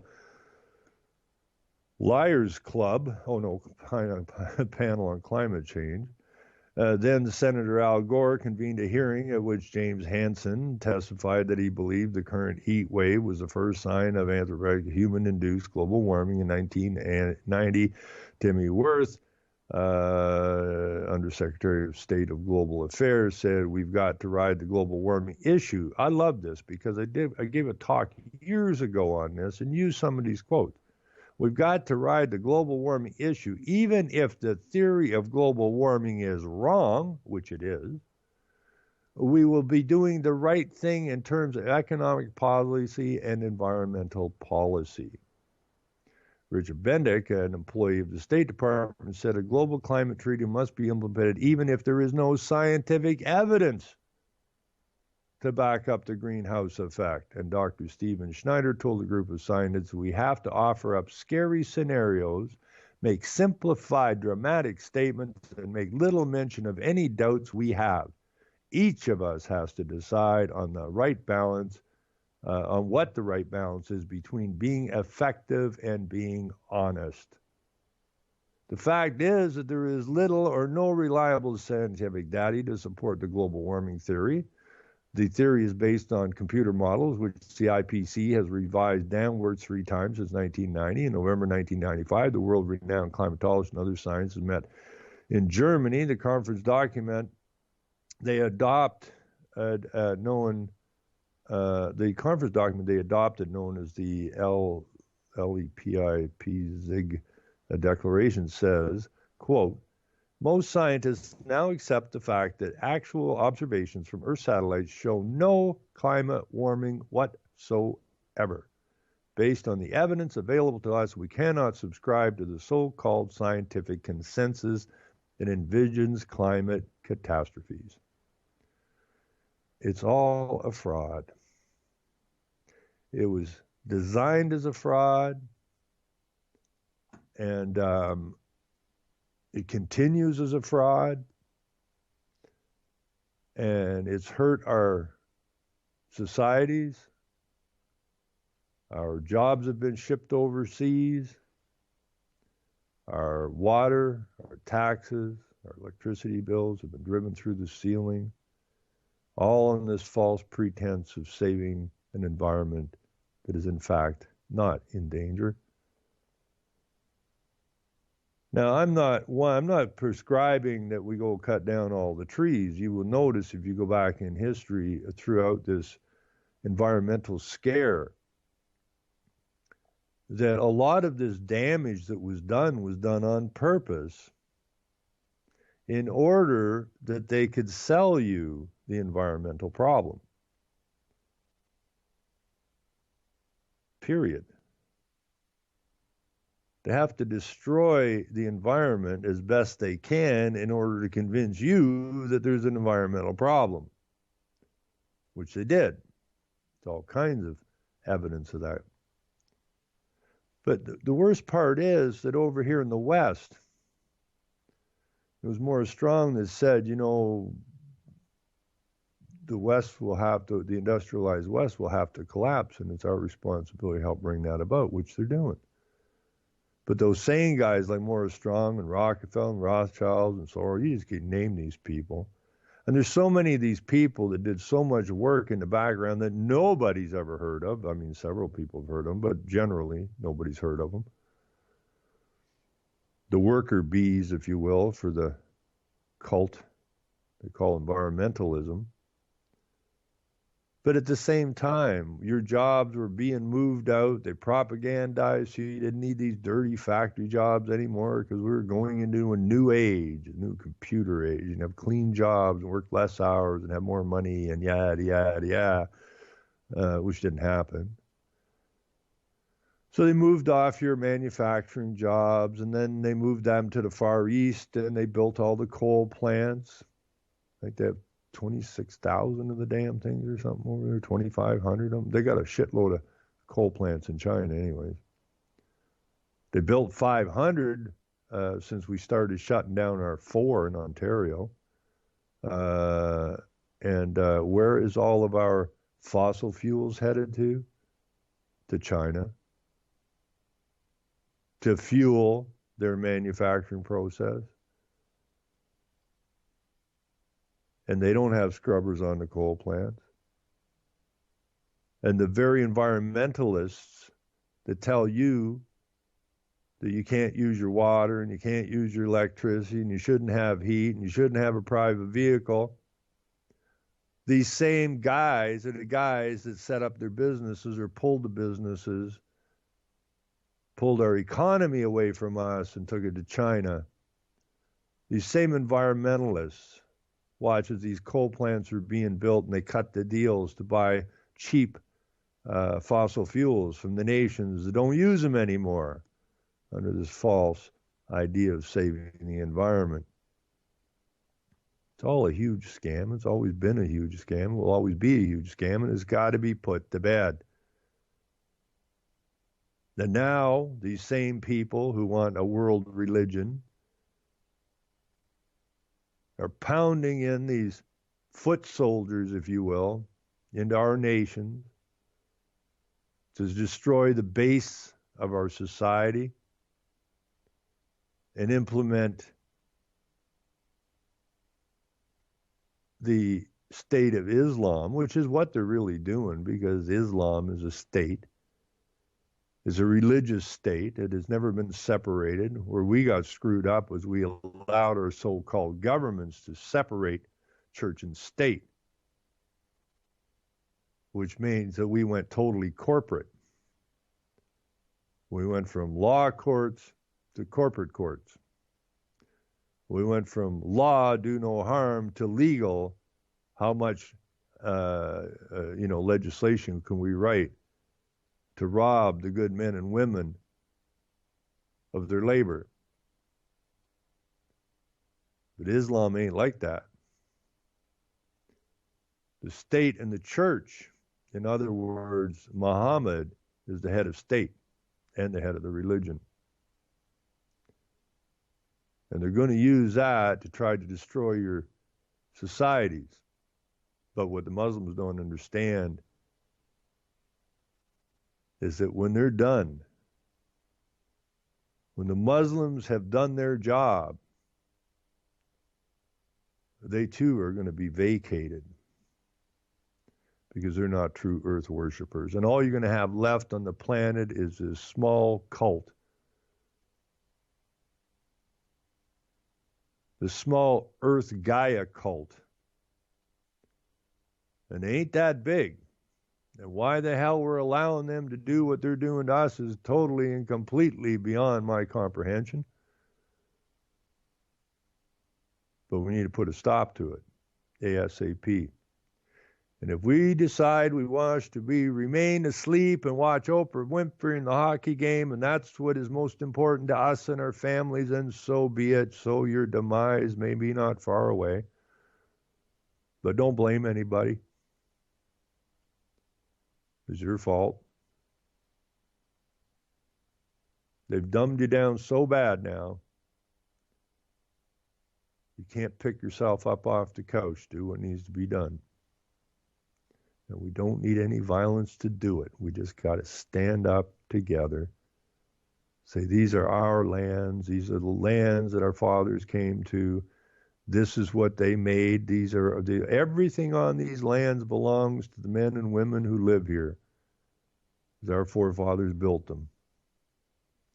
And you're probably still building something, but they belong to us. They belong to no government. They belong to the men and women who built them. And we have to take possession back of them. And we have to get away from this idea that we were given a republic or we were given a responsible government. We, the men and women, have to shake that idea loose, and we have to sit down and formulate a governing system that is created by the men and women, not given to us. And we're going to have to figure out some kind of a system that actually works, because this one certainly doesn't. Anyways, we're just about the end of the program. That's the longest thing I ever read in a long time. I'll put it in the chat, or you can go to CanadianTruths.wordpress.com and just punch in The Rise of the Global Green Religion. Read it. There's some links in here you can follow for more information on it. And we'll go from there. Anyways, Hal's up at 3 o'clock. So behind the woodshed. And don't piss Hal off, or he will take you behind the woodshed. And an awful lot of us deserve to be taken behind the woodshed, because we've been so stupid and so beat down for so long. But I do recommend you listen to Hal at 3 o'clock. And we'll put this into the chat. And I encourage people to read it, follow some of the links, and we'll go from there. So read it, understand it, pass it around. If you got somebody that goes to church, if you know somebody that goes to church, send them this file and get them to read that file. Maybe we can wake them up that way. Apparently it woke up the Lutheran preacher and had him kicked out of his own church. So maybe we can wake up some of these so-called Christians. Everybody take care. Have a great day. And remember, Hal's on deck at 3 o'clock. I got to go shovel a pile of snow. Take care. We're out of here. welcome back, it's only for they bomb, they shoot, they kill, they massacre, rape, they burn the kids. No one makes countries laugh to your face.